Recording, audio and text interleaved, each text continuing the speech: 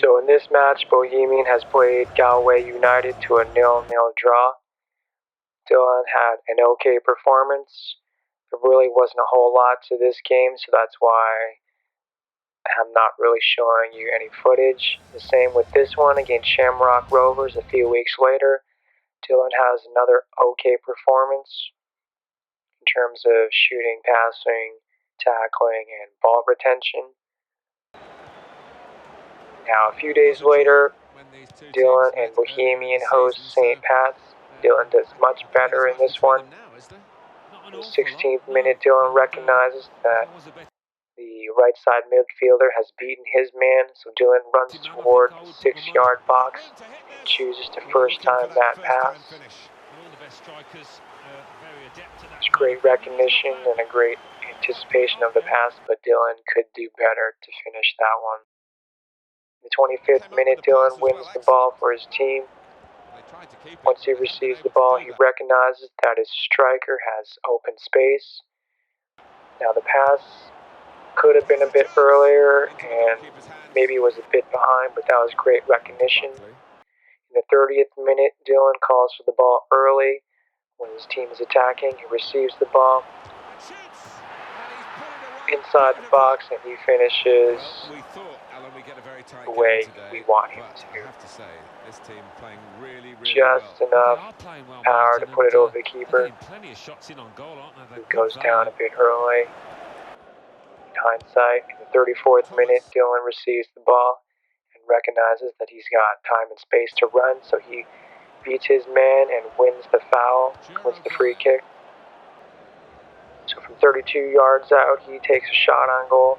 He's able to get it over the wall, but it does not quite dip in time.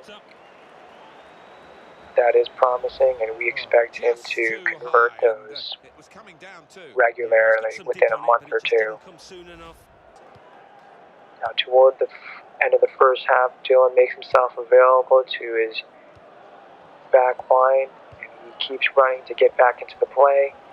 Again, he calls for the ball early and receives it fairly wide, as you'll see. Now, in this situation, Dylan really should cut back in toward the middle to shoot or pass to one of his teammates.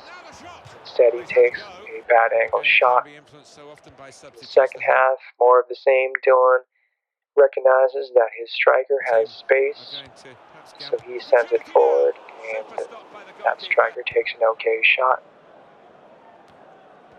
In the 76th minute, Dylan receives the ball toward midfield. He runs forward, sends it up to his midfielder, who in turn sends it up to the striker, who takes another decent shot on goal. So in the 83rd minute, Bohemian is defending their 1-goal lead. Dylan does the right thing by closing on the ball, but he takes a bad angle and gets beaten. He and his teammates watch as St. Pat's tie the game. In the 87th minute, Bohemian looks like they're headed for another draw. When Dylan runs into the box, calling for the ball, and he beats the keeper to that low volley and pokes it past for his second goal of the game. This goal is not quite the prettiest, but Dylan is pretty fearless in his lunging of the ball, and ultimately that is more important.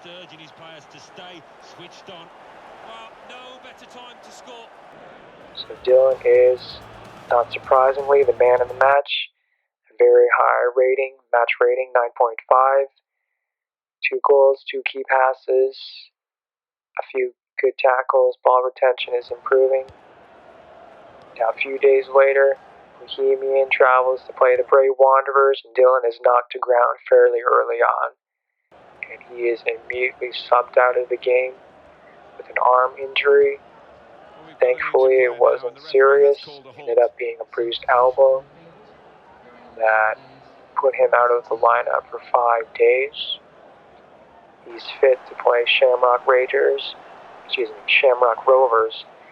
in the rematch. At this point of the season, the two teams are neck and neck near the top of the Irish Premier League. Dylan gets a hockey assist there. bypasses to his teammate, who passes to the striker, who scores. Dylan receives the ball that's behind him. In this situation, he's got options all around him. He does well to maintain possession, but he underestimates the amount of weight that he needs on that pass, and it gets intercepted. 18th minute, Dylan receives the ball in a similar spot on the field. Again, he's got options to his left and right. He fakes left, cuts back, passes to his right. The striker runs forward, and Dylan, at this point, could call for the ball at his feet or in front of him, but instead he defers to Kelly, who shoots on goal. In the 20th minute, Dylan recognizes that his teammate is running between the two central defenders, so Dylan sends the ball to his feet, and his teammate hits the crossbar. In the 28th minute, Dylan had space to run in between those two Shamrock players, but instead he tried to send it forward where it was intercepted. But Kelly does well to win back the ball, and Thomas receives the ball. Again, he's got space and time to run to his left, but he is a bit too anxious to get rid of the ball. He's not quite confident running into space with the ball at his feet. At this point in the game, 66th minute, Dylan is one of the two strikers after Bohemian switches to a 4-4-2 formation. Here he really should shoot or pass to his teammate. Instead, he takes an extra touch and loses the ball, even though his teammate ends up shooting. On the ensuing corner kick, Dylan makes it easier for the keeper to grab.